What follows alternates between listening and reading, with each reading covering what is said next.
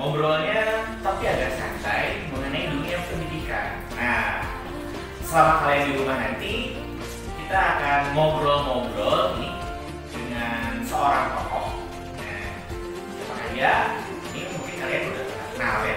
Nah, ini adalah seorang tokoh yang leader atau sebagai nakodanya dari SMP SMA Citra Cemara. Nah, kita langsung saja bertemu dengan seorang Pak Max Muljanto Suryadi.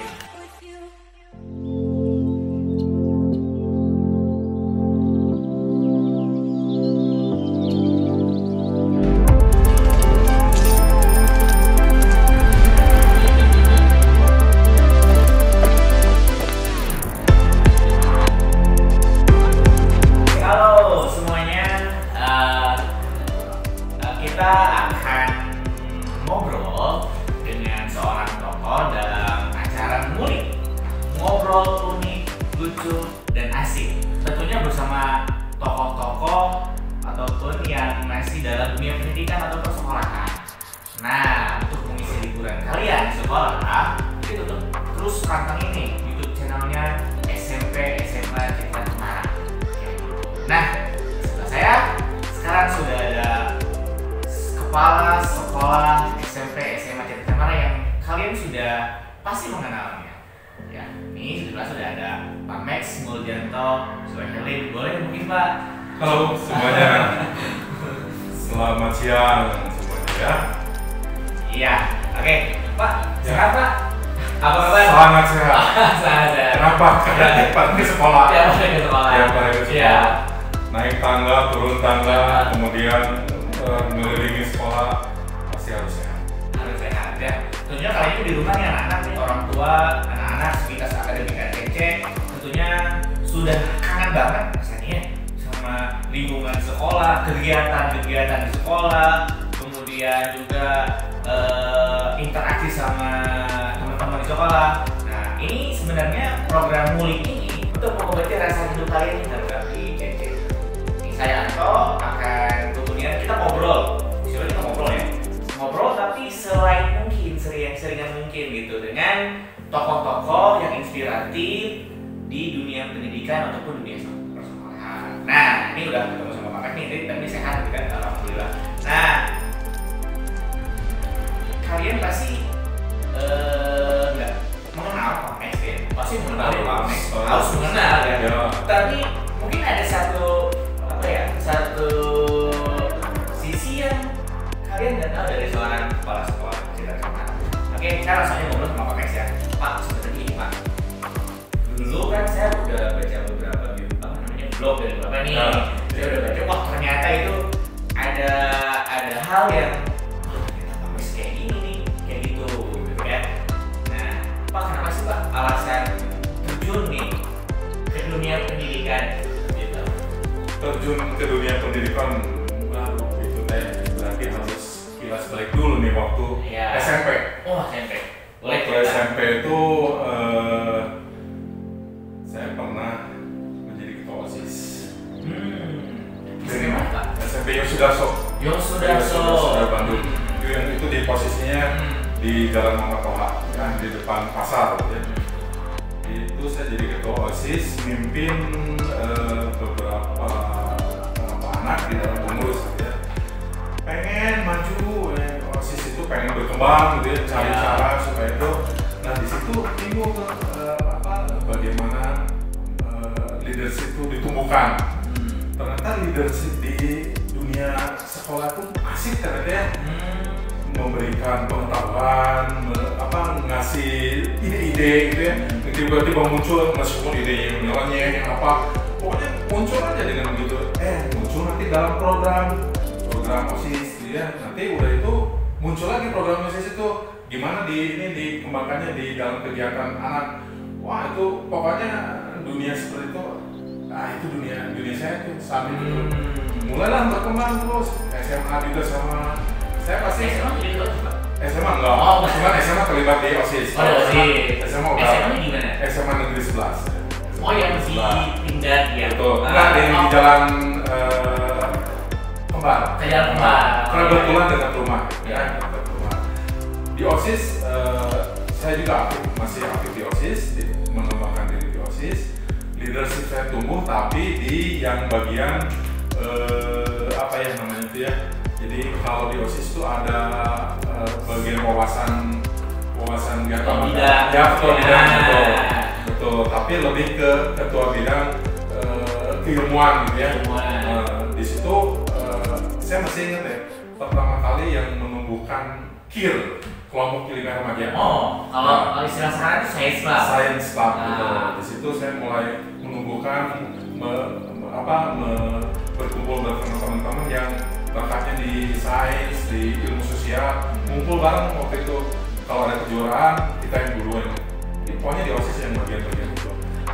Nah, cuman ada lagi leadership saya mulai tumbuh juga di waktu SMA. Setiap kali nggak tahu karena badan saya besar, menentukan sosok itu tuh ini selalu jadi ketua kelas. Tiap jenjang. 1, 2, 3. Waktu itu kan SMA itu ada jurusannya nggak IPA IPS, jadi A1, A2, A3, saya di A1. Jadi mulai dari kelas 10 jadi ketua kelas. Begitu masuk ke kelas 11 masih jadi ketua kelas.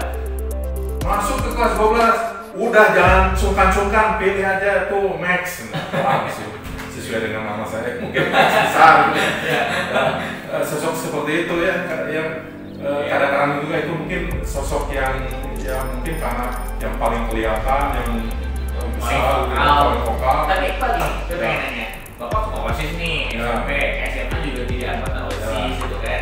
Nah, apa memang dari segi badan besar gitu ya? Atau ada juga gini pengalaman saya, karena paling vokal Pak, paling vokal di society itu, di komunitas itu, atau di kelas itu, benar atau enggak? Betul, mau tidak mau itu si vokal itu muncul gitu ya. Karena kalau ada apa-apa berkaitan itu bujuk-bujuk, udah kamu aja yang duluan ngomong. Termasuk waktu itu pernah ada kejadian yang harus berhadapan sama wakil kepala sekolah bagian guru yang sangat sangat kalau ngadapin Bu itu tuh kasih gemeteran gitu ya sekolah anak-anak tuh. Nah itu yang saya majuin. Yang berhadapan dengan si Pak itu yang guru kimia itu terkenal, jadi udah Max aja yang maju ya.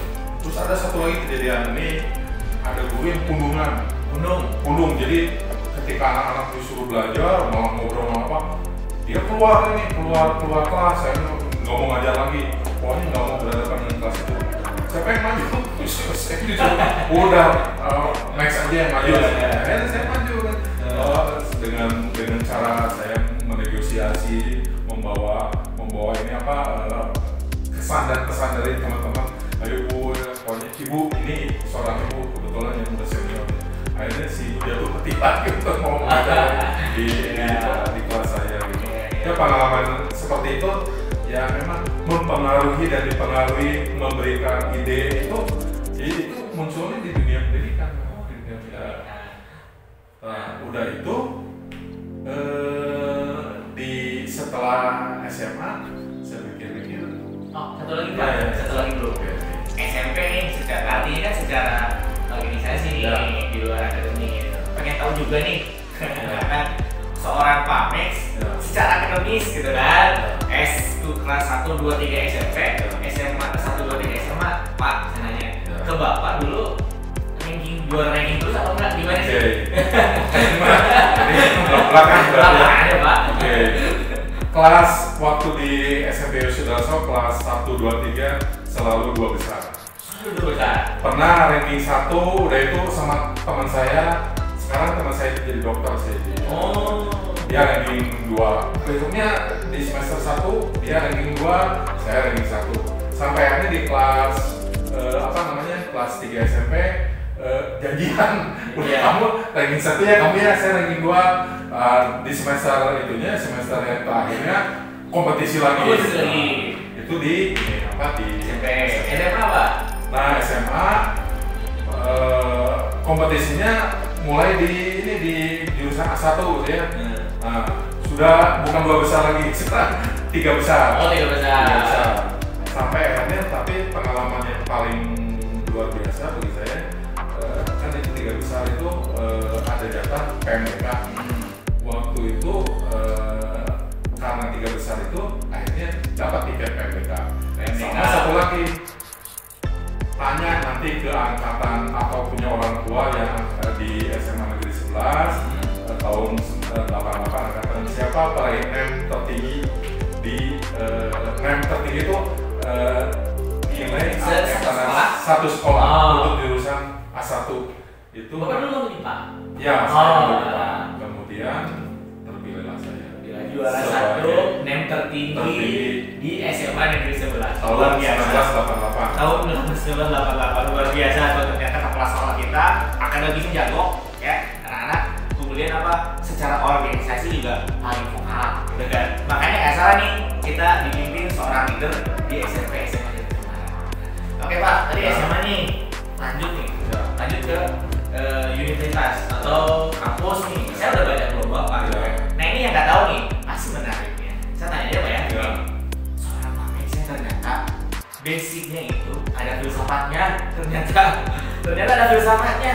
Saya kira memang basicnya dikit, ya Pak, dikit ya. Ternyata ada basic filsafat. Nah Pak dulu kok bisa? Dulu tuh kuliahnya 2 atau memang satu-satu gitu? Atau gimana ceritanya Pak? Nah, 88 saya dapat PMDK, tetapi jurusannya waktu itu yang hanya PMDK itu hanya IPB yang ngeluarin. PMDK IPB. Ya, IPB.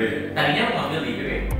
Diterima di PMDK IPB. Oh, jurusan? Tapi jurusannya kan waktu itu nggak, pokoknya keterima di IPB aja. Ya. Tapi dengan catatan waktu itu saya harus meninggalkan orang tua kalau gitu, saya belum berani. Belum berani, akhirnya udah nggak diambil tuh PMDK IPB. Waktu itu mulailah yang disebut dengan seleksi penerimaan mahasiswa baru, Sipenmaru. Oh, Sipenmaru. Itu zamannya Sipenmaru itu sebelum SPMB. Ya, sebelum SPMB. Sipenmaru anak-anak ini mungkin. Kalau sekarang mah S6PTN, SBMPTN. Nah, kalau dulu kan namanya Sipenmaru gitu kan. Ya. Saya ngalamin SPMB. Itu Sipenmaru. Tapi saya pernah digodok juga. Saya lumayan waktu itu pernah 1 tahun sebelum Sipenmaru. 1 tahun bukan dibesarkan, saya mendapatkan semacam bimbingan di Ganesha Operation. Karena waktu itu seleksinya ketat gitu ya. Jadi di GO saya satu tahun, saya masih ingat itu bawa poster itu yang intinya. Bawa poster itu yang sekarang pendiri GO. Namanya bawa poster itu terkenal. Jadi sampai sekarang dia terkenal pendiri proposal. Saya waktu itu ngambil di kelasnya yang di Jalan Dago ya, waktu itu terkenal. Dibimbing soal-soal segala macam, dan akhirnya Sipenmaru saya milih apa? Ya karena saya senang matematik memang. Matematik. Tapi saya pengennya di dunia pendidikan gitu ya, mau tidak mau pasti pilihannya ke IKIP. Dulu namanya IKIP, bukan UPI. Bandung. Institut Keguruan Ilmu Pendidikan. Kenapa saya milih IKIP Bandung? Karena kakak saya juga dulu alumni situ. Kakak saya jurusan teknik bangunan. Waktu itu dia duluan, kemudian menginspirasi saya. Tapi kakak saya nggak jadi guru, sekarang lebih ke kuliah swasta. Kalau saya memang lebih ke masuklah saya ke pendidikan matematika waktu itu, angkatan tahun 88. Selesai, udah di kampus saya aktif tentunya di senat ya, tapi bagian yang lebih ke lebih ke pada kegiatan ilmiah lah ya. Karena saya lebih senang memang di seperti itu, kalau ada kegiatan lomba apa panitianya gitu ya. Nah itu beres tahun 92. 92 beres, sudah itu 92 saya memang masuk lagi ke kampus yang lain. Unpar. Saya masuk Universitas Katolik Fakultas Filsafat. Kenapa? Jurusan Fakultas jurusan Filsafat Agama. Oh, Filsafat Agama. Filsafat Agama. Nah, tapi di situ lebih mengarah kepada filsafatnya sih, saya pengen membaca di situ. Kenapa saya ambil di situ? Karena saya waktu itu link dengan yang namanya pendidikan calon imam namanya. Kalau di agama Katolik itu pendidikan sebagai imam. Nah, jadi saya masuk ke dalam dunia itu. Nah, oke Pak, ini menarik nih. Ini menarik nih. Katanya sih Pak, bener nggak? Dulu Bapak tuh, ya karena kan calon imam nih, pernah mau menjadi seorang pastor. Ya, betul. Ini gimana ceritanya Pak? 92 saya daftar waktu itu mau menjadi seorang pastor. Setelah itu mau tidak mau pendidikannya harus berbasic filsafat. Iya, filsafat memang secara ilmuwan dasar ya. Ya, dasar. Jadi masuklah filsafat Unpar karena waktu itu berafiliasi Unpar. Jadi kalau jadi calon pastor itu harus dapat bimbingan dulu masuk ke fakultas filsafat. Ya. Jadi waktu itu memang saya berminat sekali. Ya. Kenapa? Karena masa saya SMP sama SMA hampir sepenuh kehidupan saya selain di sekolah juga di gereja. Saya mendapatkan ada idola dari tubuh agama juga gitu. Ya, gitu. Ada seorang pastor. Boleh disebutnya apa siapa Pak? Plusken. Udah meninggal. Pastor Plusken. Pastor Plusken. Orang Belanda. Orang Belanda. Belanda. Kenapa bisa sampai jadi? Dekat sama keluarga juga. Terus dia bilang ke saya, ayo di antara keluarga di sini harus ada satu yang ini yang jadi pastor. Itu tuh mereka Max tuh yang nggak suka wanita sudah bilang gitu. Jadi, oh iya. Karena mau tidak mau kalau jadi pastor kan tidak wanita. Memang bapak dari dulu, maksudnya ya, masa SMP itu masa remaja awal, SMA, ya. SMA tuh masa-masa, wah itu luar biasa ya, masa-masanya pacaran, masa-masanya asmara di situ. Bapak memang dulu pacaran juga atau memang memilih tidak karena atau seperti apa? Pacaran ya. SMA. SMP juga pernah. Cinta monyet lah ya, gitu ya. Cinta monyet pertama di SMP. Ya namanya ketua OSIS ya. Ketua OSIS betul. Apalagi kalau lagi dulu namanya ada ospek kan. Wah di situ pasti yang namanya ketua OSIS digandrungi. Kenapa cari tanah tangan ketua OSIS paling tinggi kan jabatannya? Paling dicari tuh sama yang senior, sama yang junior.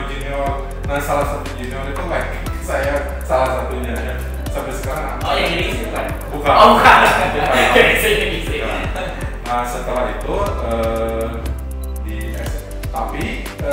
SMP itu di kegiatan gereja saya lebih banyak sama memang kelompok laki-laki. Yang namanya Putra Altar ya. Itu kelompok laki-laki semua memang kebanyakannya. Masuk ke SMA tapi tetap saya kalau hari Sabtu Minggu itu mau tidak mau dihabiskan di gereja. Mau tidak mau. Pernah ngalami cinta juga pernah sama si ini yang ini panjang gitu ya meskipun beda sekolah sama mana sih? Sama enggak bukan sama ini kalau sama mantan istri ketemu di Unpar itu beda lagi ceritanya. Nah masuklah saya ke itu ya dunia calon imam namanya seminari itu kayak asrama gitu seminari tapi kuliahnya di Unpar. Dunia seminari tentunya sangat dunia religius tapi dunia yang penuh tantangan ya. Mau tidak mau di situ basic saya kan matematik.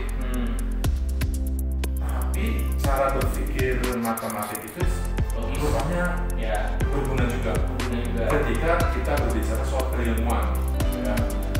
Karena agama itu tidak hanya selalu bersatu dengan itu tapi pemikiran kami.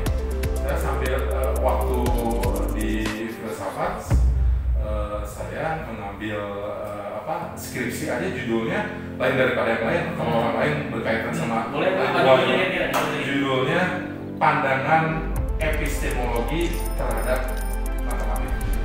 Wah itu tuh satu ya, pandangan epistemologi terhadap matematik. Ada unsur filsafatnya, ada unsur matematikanya loh gitu loh.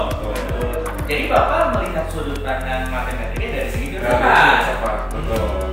Mau tidak mau saya harus baca risalah-risalah, kemudian sejarah matematika tuh dari zamannya Aljabar Pitagoras sampai dengan, tapi dari segi filosofinya. Dari segi filosofinya. Nah, Pak, kita lanjut nih. Nah, awal kan ini udah nih ya Pak kelar nih. Nah, sampai dunia kerja nih. Pertama kali ngajar, pasti juga matematika. Ngampung matematika. Gimana Pak ceritanya masuk sekolah? Pertama kali ngajar gimana? Kemudian masuk ke, katanya sih saya dengar Bapak cukup lama di salah satu yayasan swasta dulu. Nah, ini gimana diceritain? Nah, 95 saya dalam tanda kutip ya, saya merasakan ada aroma duniawi yang memang nongkrong ke saya. Aroma dunia itu maksudnya? Waktu di Unpar, ya saya ketua senat kebetulan. Ketua senat Fakultas Filsafat. Sering kali kunjungan ke sana ke Cibuluit, ya. Di sana ketemulah sama yang fakultas-fakultas lain, ya. Nah, salah satunya Fakultas Hukum. Disitulah itu istri saya. Ketemulah. Sampai waktu itu di seminar Gubernur, itu ketua senat itu sebenarnya kita kan hanya karena kegiatan kemahasiswaan, ya. Ternyata aroma duniawi cukup mengganggu saya. Akhirnya saya keluar dari. Jadi memutuskan tidak jadi pastor. Dan nikah. Dan kemudian dikasih satu orang anak ya. 95 beres. Saya 95 itu udah mulai 95 masuk ke dunia, kembalikan lagi saya ke dunia pendidikan. Waktu itu tahun 95 dimulai dengan satu sekolah namanya Sekolah Kristen Gracia. Di situ, betul, astananya. Situ. Oh, sekolah itu ternyata udah lama. Iya, sudah lama. Saya masuk ke situ. SMP karena SMP-nya belum ada SMP, ngajar matematik. Ya, terus sudah itu 2 tahun waktu itu juga ngebantu kesiswaan. Setelah itu saya masuk ke 97 ngajar di 3 sekolah nih. 97 honor Pak? Masuk honor. Sekolah ini Kristen Gracia, Sekolah Taruna Bakti. Oh, yang di Jalan Riau, sama Sekolah Santo Aloysius. Kenapa saya bisa di Sekolah Santo Aloysius? Di sana ada Aloysius 2 siang waktu itu. Jadi masih di Sultan masih ada sekolah siang. Jadi saya masih bisa membantu di sana 3 sekolah dari akhir Senin sampai Sabtu kan waktu itu mengalami. Sudah itu digeluti terus. Akhirnya tahun 98 saya lepas 2 sekolah itu. Yang dilepas? Gracia sama Taruna Bakti. Jadi Bapak di full time di Aloysius. Sampai terus akhirnya 2006 saya bertemu dengan Pastor Leo van Berden namanya. Itu pastor di Belanda. Kamu sudah jangan lama-lama di Aloysius, nanti kamu jadi. Sebentar Pak. Ya. Bapak dulu di Aloysius itu ngajar matematika. Secara struktural Pak, Bapak tuh di kesiswaan. Oh, di kesiswaan. Ada banyak di dunia kesiswaan. Jadi ngebantu waktu itu udah sering kalau ada kegiatan MOS, waktu itu kan MOS segala macam. Biasa saya Bapak tuh dari Aloysius? Dari 97 berarti 97 sampai 2006. Sekitar 9 tahun. Ya, 9 tahun. 2006. Ya, 2006 saya dipanggil sama udah bantu saya di SMA di Talenta. Baru buka soalnya. Saya ditarik lah. Talenta. Saya waktu itu di Talenta kebetulan ya Talenta itu SMA milik Yayasan Salib Suci. Nah, dia punya pos sekolahan kan banyak ya sekolah Yayasan Salib Suci itu. Saya langsung bantu di 2 tempat, Talenta sama di SMA Santa Maria yang di sana, yang di Bengawan. Bengawan, ngajar matematik juga. Di Talenta mengembangkan terus sampai akhirnya di Santa Maria itu berakhir di tahun 2011, langsung full time di Talenta. Tapi di Talenta saya masih memungkinkan juga masih ngajar karena di Talenta kan nggak full ya. Di kelas 12 saya hanya di kelas 12 saja. Akhirnya juga ngajar di Reomont SMA Kristen Reomont. Talenta itu honor. Ya, Ya betul. Nggak pegang jabatan Pak. Nggak bantu jabatan. Nah, jadi di Talenta kemudian masuk SMA sebagai jabatan ini juga kan. Dari tahun 2009 sampai dengan 2015. Begitu juga dengan di Talenta 2015. Nah, oke itu beres tuh. Nah, pastinya kan saya ketemu Pak Max itu kalau nggak 2012 ya. Betul, 2012. Wah, itu luar biasa loh. Pas saya lihat pertama kali secara apa? Fisik. Secara fisik tentunya ini pas. Wah, ini pas lihat wah, pertama kali ya Pak Max datang tuh yang sebelumnya nggak ada nih. Briefing langsung. Briefing tuh langsung untuk briefing. Yang sebelumnya nggak ada gitu kan. Kedua, pembagian tugas jelas gitu kan. Begitu bagian ini, bagian ini. Terus bayangkan loh Pak, lo ya anak-anak tuh bisa gini. Seseorang yang baru masuk ke dunia kesatuan pendidikan yang baru itu bisa langsung cepat adaptasi. Seperti itu tantangan, ya kan? Ketika dia orang baru, kemudian masuk ke kesatuan pendidikan yang dia udah lama gitu kan. Sosok baru masuk, tapi itu langsung blend gitu ya. Kalau saya lihat Pak Max ya, langsung menyatu dengan rekan-rekan guru lainnya. Itu menurut saya luar biasa kayak gitu. Nah, kemudian yang menarik ini Pak, kalau saya lihat Bapak ya selama 5 tahun ke depan yang dari 2015 ini.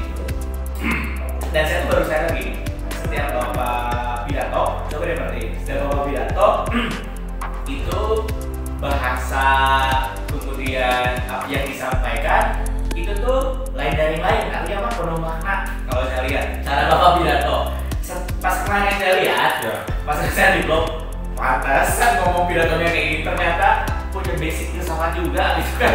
Kayak gitu. Itu yang mungkin menginspirasi Bapak bagaimana caranya berpidato, bertutur kata mungkin ya. Soalnya ada retorika. Ada retorika kayak gitu. Nah kemudian, Pak ceritanya gimana nih? Akhirnya kalau masuk Talenta, Rehoboth, masuk CC nih, gimana?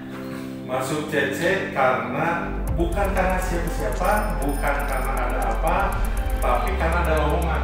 Oh, ada lowongan. Saya baca di sebuah surat kabar ada sebuah sekolah, nggak disebutkan jalannya, membutuhkan sosok kepala sekolah dan ada beberapa guru. Nah, jabatan kepala sekolah saya langsung saya cari. Kemudian dipanggil dengan beberapa kali wawancara bolak-balik, terus kemudian saya harus presentasi tentang kualitas ya. Saya masih ingat tentang kualitas pendidikan. Kemudian akhirnya deal di kepala sekolah, betul, di SMP langsung nimbrung, langsung cemplung, langsung mengalami hal-hal baru di dunia kepala sekolah. Oke, satu lagi nih Pak yang belum mungkin pemirsa belum tahu nih ya. S1 nih udah nih, S1 yang Bapak ambil itu adalah matematika sama filsafat. Nah, ternyata Bapak ambil juga S2, ambil manajemen SDM, sumber daya manusia. Nah, saya tuh pernah dengar katanya Bapak tuh sebenarnya dulu ngambil S2 bukan karena pengen sekolah. Nah, gimana Bapak ceritanya mau ngelola sebuah perusahaan atau gimana karena ngambil S2 SDM? Karena itu korban mertua. Kebetulan waktu itu tahun di Alusis itu tahun 2000 masih ada waktu. Waktu kemudian memungkinkan saya ambil. Mertua tuh punya perusahaan konveksi. Tapi butuh untuk yang mengelola gitu ya, karena cukup besar waktu itu. Kemudian butuh tenaga di manajemennya. Nah, kemudian ngobrol-ngobrol sama istri, coba kamu itu kan matematik, coba ini kamu terjun. Ya masuklah saya coba ini ke cari informasi, kan kalau medicine management itu banyak ya. Terutama kalau yang waktu itu SBM di ITB juga ada waktu itu, terus sama yang paling ini Prasetya Mulia, terus ada Universitas Pajajaran yang waktu itu juga punya kualitas yang baik gitu ya. Sampai ada ini Universitas Pajajaran, kenapa? Karena bisa kuliah sore waktu itu. Ya senang aja, betul, sambil ngajar kuliah sore. Kemudian Sabtu Minggunya ada paginya, di pagi. setelah selesai tahun 2001 itu ada tesisnya saya ambil tentang sumber daya manusia. Menarik memang karena kalau ngomongin manusia itu menarik. Karena manusia itu berbagai aspeknya. Aspek apalagi saya senang dunia psikologi ya, filsafat tentang dunia kemanusiaan itu senang. Jadi saya ambil tentang sumber daya manusia. Nah, judulnya aneh memang, tesis saya. Intinya mengenai stres pekerjaan. Jadi menganalisa stres pekerjaan karena menganalisa stres pekerjaan karena beban pekerjaan. Di perusahaan di mana mertua saya. Oke, Pak. Gitu. Udah nih S2 magister ya. Kenapa nggak terjun ke bisnis di perusahaan? Gimana? Kok jadi nyemplungnya jadi ke sekolah-sekolah lagi? Betul. Akhirnya tetap nyemplung ke sekolah. Ternyata tahun 2002 saya beres itu magister manajemen, ngambil ini. Ternyata memang di perusahaan mertua memang sedang mengalami kemunduran ya. Nah, terus kemudian kontakan dengan teman-teman yang di magister manajemen ini selalu ada gitu ya. Suka ditanyain, udah kamu ada ditawarkan ada BUMN segala macam. Jadi kok dunia sekolah kita menang gitu. Mau tidak mau tentang siswa, tentang guru itu mau tidak berarti sampai hanya tentang kepandaian, kepintaran, tapi di sisi itu ada sisi yang terus kita harus gali. Nah itu di sekolah itu tempatnya. Nah, di sekolah. Nah Pak gini Pak, sekarang kan sekarang udah nih. Ya. Menteri baru dari sosok muda, bukan seorang sosok muda, kemudian dengan membawa perubahan, baru jalan beberapa bulan, dunia pendidikan Indonesia dihadapkan dengan COVID. Muncullah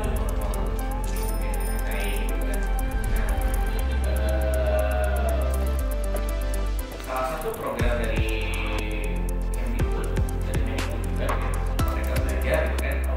Nah, itu sudah disosialisasikan ke sekolah pendidikan yang lainnya gitu, terkait pendidikan belajar di daerah. Konsep Merdeka Belajar Pak seperti gimana sih di SMP, SMA kita Cemara itu seperti apa gitu Pak? Merdeka Belajarnya Cece nih gimana nih? Kayak gitu.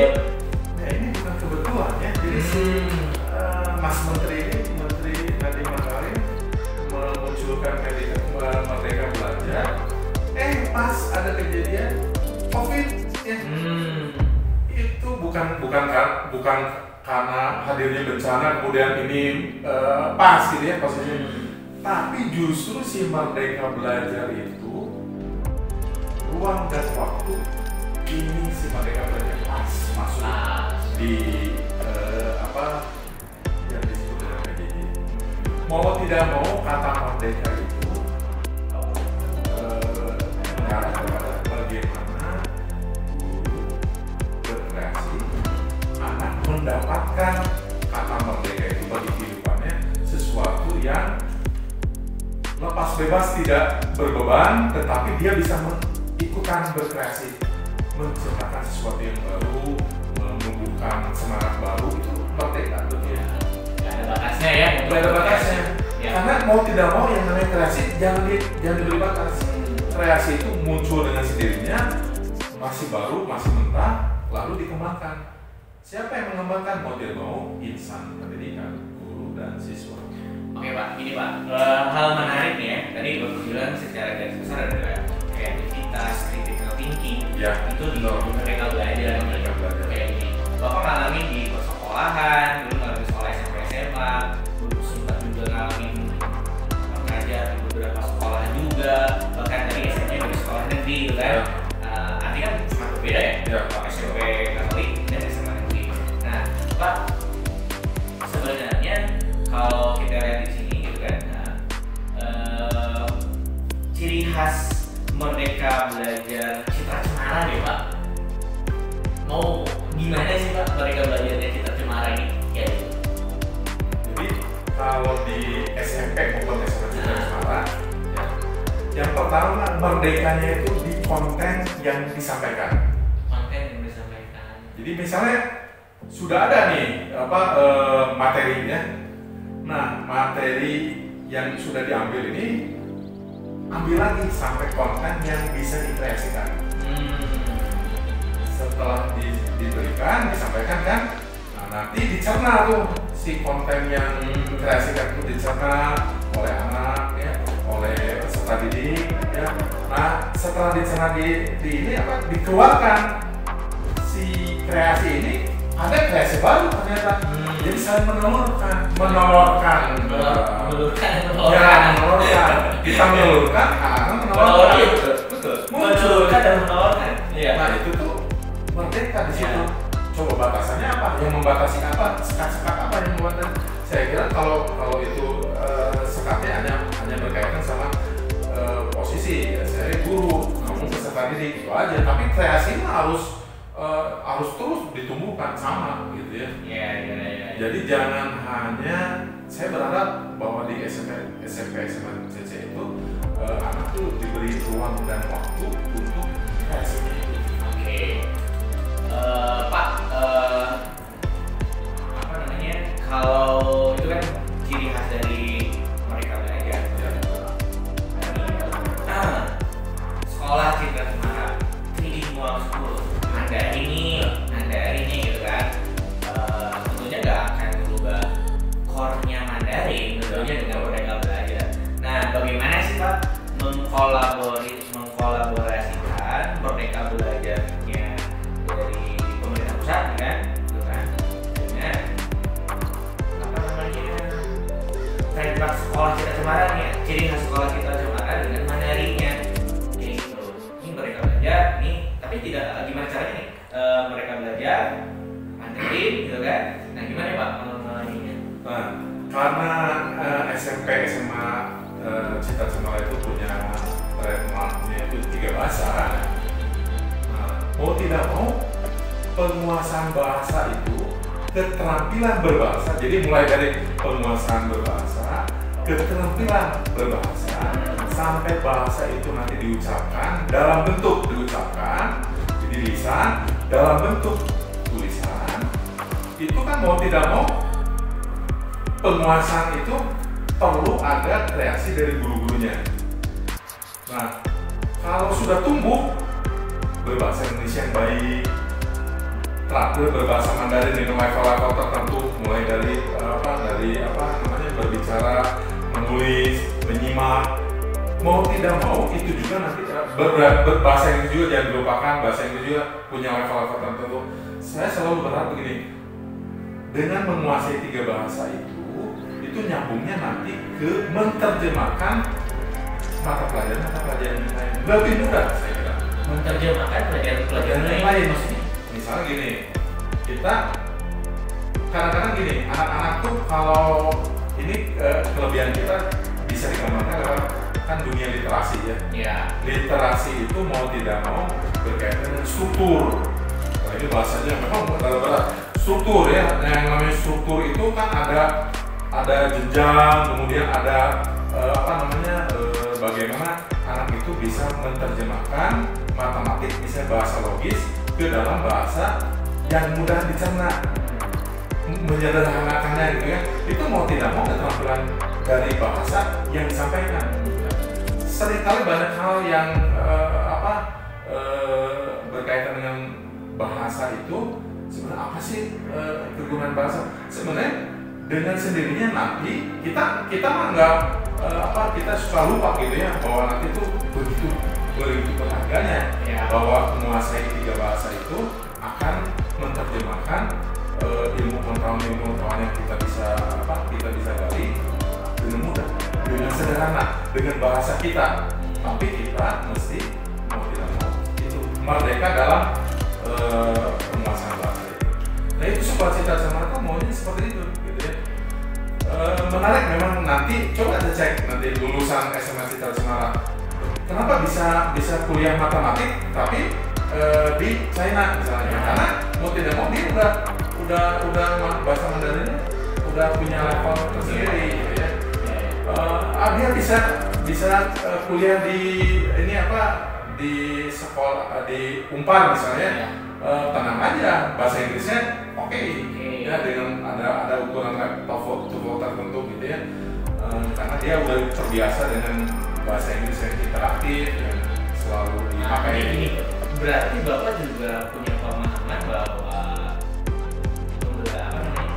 pembelajaran bahasa itu menjadi sebuah dasar. Ya, betul. Sebuah dasar karena itu adalah cita-cita pendidik.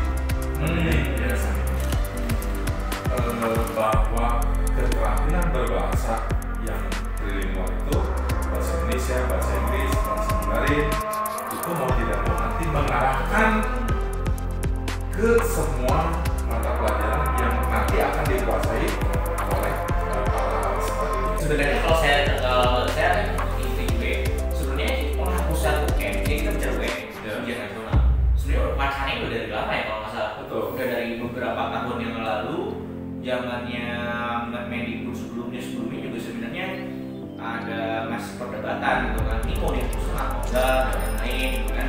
Nah ketika eranya tadi Makarim gitu kan, kemudian yang awalnya mau dihapuskan tahun depan ya, tapi kan terakhir tahun ini gitu kan, karena ada masa pandemi kemudian cepat maksudnya. Nah Pak, sebenarnya gini, Bapak tuh condong kemana sih? Lebih setuju kalau UN itu ditiadakan atau memang UN juga harus ada, karena nanti mengukur pengetahuan anak masuk ke jenjang selanjutnya dan lain-lainnya gitu. Dan Bapak juga kalau pernah dari juga oleh juga ya, mungkin Bapak juga pernah apa istilahnya itu mendapatkan berkah dengan adanya UN, betul kan? Coba deh gini deh, UN tuh orang-orang itu seperti supply and demand. Dalam konsep ekonomi itu ada supply ada demand kan, kayak gitu.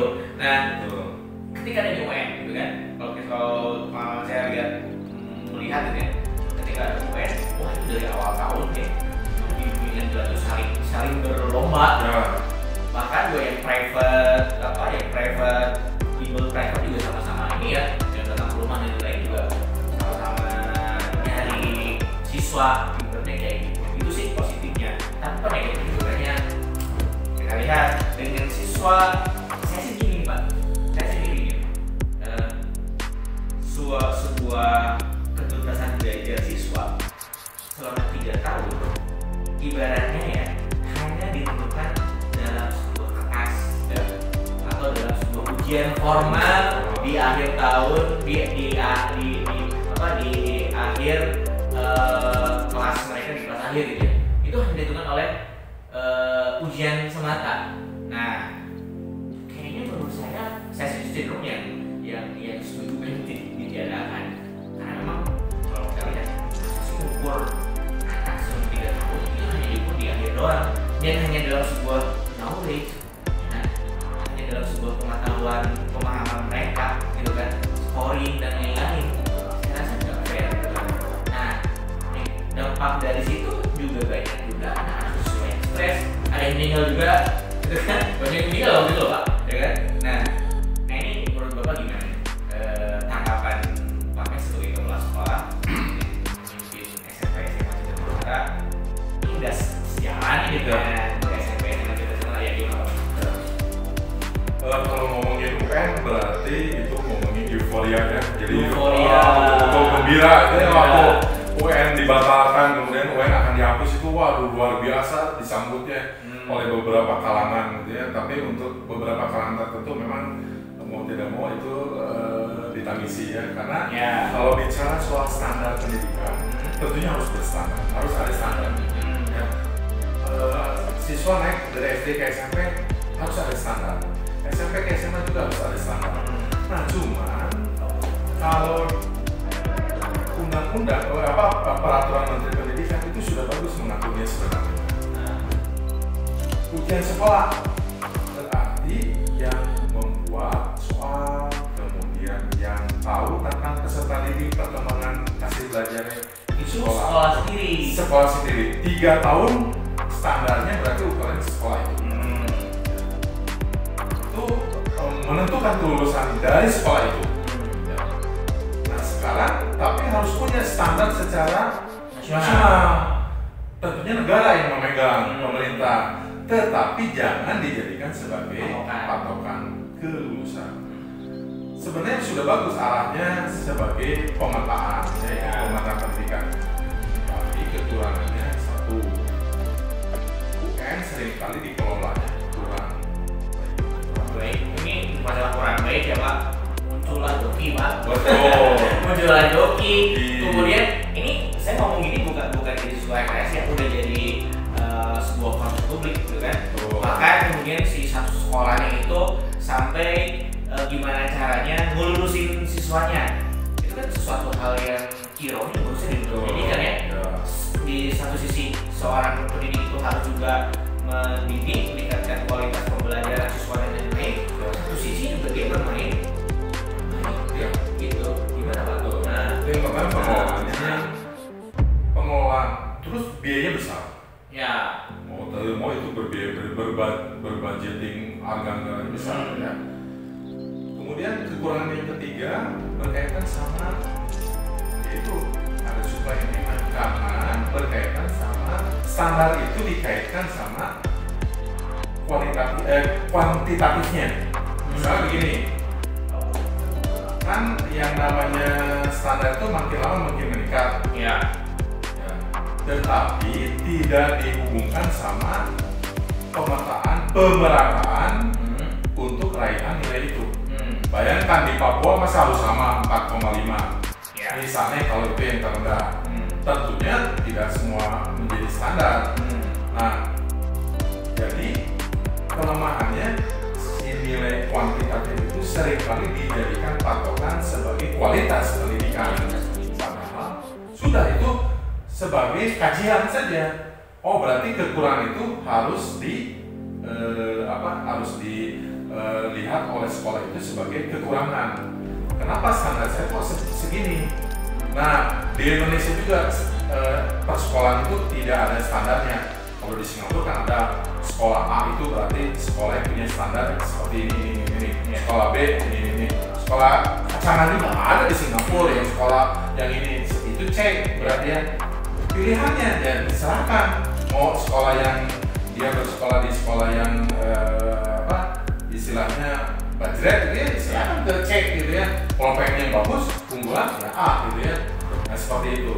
Jadi itu berkaitan dengan itu bahwa nilai kuantitatif yang diperoleh dari nilai itu selalu ada supaya demand yang berkaitan sama apa, yaitu tidak disambungkan sama kajian setelah itu. Jadi soal saya aja begitu saja. Jadi itu sebagai sebuah seremoni. Oke. Ya, Ya artinya Bapak cenderung tidak setuju kalau dihilangkan. Sejalan Pak dengan SMA kita kemarin. Nah, begitu kemarin UN dihapuskan, tetapi saya berpikir, oh ini nggak apa, ya sudah kalau itu kebijakan pemerintah bahwa UN ditiadakan, tapi tetap harus pegang ada sebuah standar yang dipunyai oleh sekolah dan hasil kajian standarnya di bidang IPA maupun di bidang ilmu sosial ya. Tetap harus ada standar. Nah standar itu tentunya berkaitan dengan kelulusan. Kelulusan itu berkaitan dengan kualitas gurunya yang menentukan si sekolah itu. Oke. Nah tadi kita udah bicara mereka belajar online learning di SMP SMA Citra Cemara gitu kan. Nah rencana ke depan gimana sih Pak? Citra Cemara ini setelah melewati masa pandemi gitu kan, dipastikan kita tahun ajaran baru itu masih online learning, distance ya, jauh lah. Jadi rencana ke depan tuh gimana sih Citra Cemara itu setelah melewati ini? Yang pertama dulu saya bersyukur dulu bahwa seluruh peserta didik di SMP maupun SMA memiliki HP, memiliki smartphone. Karena mau tidak mau itu media yang paling utama dan pertama yang dipakai oleh peserta didik dalam kegiatan pembelajaran jarak jauh. Dan kalau tidak ada itu, menjadi hal-hal yang sia-sia. PBJ juga bisa. Perlu disyukuri, sekolah kita tidak ada kendala mengenai hal itu. Yang kedua perlu disyukuri juga orang tua. Orang tua memberikan meskipun sedikit perang, ada juga yang banyak tapi hampir kebanyakan mendukung. Misalnya pemenuhan kuota, seperti di kalau ada kekurangan di di kuotanya cepat ditangani.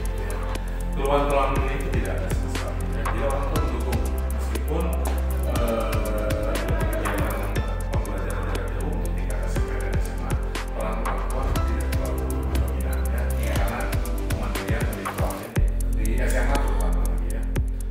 Nah untuk kedepannya karena apalagi sudah dicanangkan ini pandemi akan sampai bukan pandemi ya, maksudnya bahwa PJJ ini sudah diklaim sebagai pilihan yang akan terjadi sampai akhir tahun ya. Yang saya dapat informasi ini Pak, maksudnya sebenarnya dengan kita mengalami ini, nanti kalau udah normal nih, udah normal itu sebenarnya nanti setiap sekolah itu bisa milih mau online learning, mau PJJ ataupun mau tatap muka. Jadinya saya rasa bagus ya, ada hikmahnya gitu ya. Ibaratnya kita bisa ambil gimana? Ya jadi nanti untuk ke gurunya dan ke siswanya, saya kira pilihan yang ini pilihan yang tepat kalau itu blended learning ya. Mau tidak mau paduan itu ya, antara online dan offline ya. Antara online dan offline, kemudian antara daring sama luring gitu ya, digabung.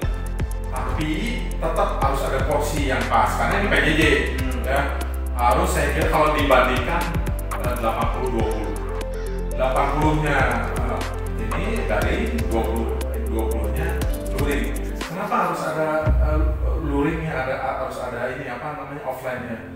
Karena harus merefleksikan, harus dapat bagian, ada satu momen di mana anak harus setelah dia mendapatkan bukan hasilnya, jadi eksplorasi dari PJJ, kreasinya itu harus direfleksikan, kebermaknaan dari PJJ, kebermanfaatan itu harus direfleksikan.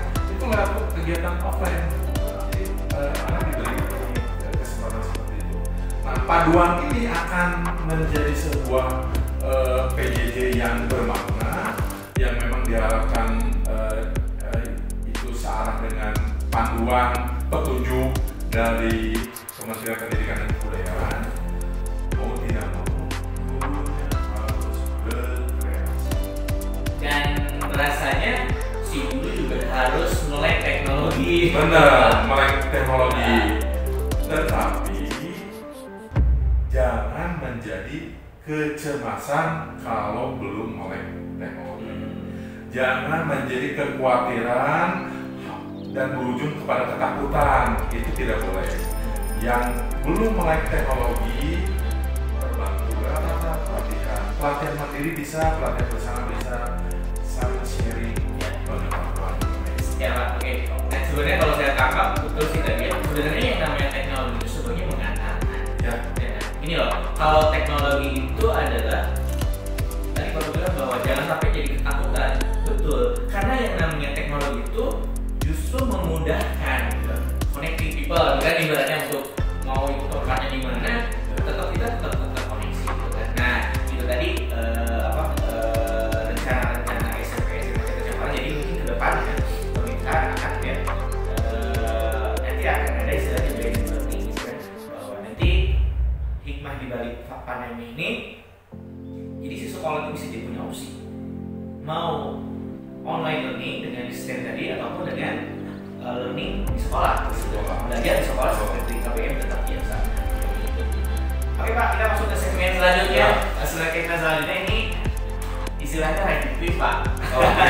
Bapak pilih nih. Berarti ini saya dicobain nih ya. Cobain nih. Cobain. Ya. Oke. Jadi Bapak nanti tinggal pilih rapid quiz. Nah, ini spontan ya. Spontan ya. Oke. Kualitas atau kuantitas Pak? Kuantitas. Matematika atau filsafat? Matematika. Formalitas atau esensi? Formalitas. Aduh, atau tidak ada UN? UN. Pemuka agama atau kepala sekolah? Kepala sekolah. Kepala sekolah. Oke. SMA atau SMK? SMA. SMA. National School atau International School? National School. Nasional. Oke, luar biasa ya. Terima kasih Pak Max. Ya. Rasanya ini saya senang sekali ya, maksudnya pertanyaan saya dijawab semua. Nggak ada tuh. Pertanyaannya dijawab semua. Sampai ketemu lagi. Pak, salam sikut dulu aja. Salam sikut ya. Nah, oke. Nah, sampai ketemu lagi. Terima kasih Pak Max. Terima kasih juga saya diberi waktu apa ini ngulik ya. Ini lucunya kalau belum ketemu nanti bisa ditemukan sendiri. Uniknya juga nanti bisa ditemukan. Oke. Ya. Sampai ketemu lagi di next episode. Tetap di ngulik, ngobrol unik, lucu dan asik. Asik. Oke. Saya Anto. Mohon pamit. Bye bye.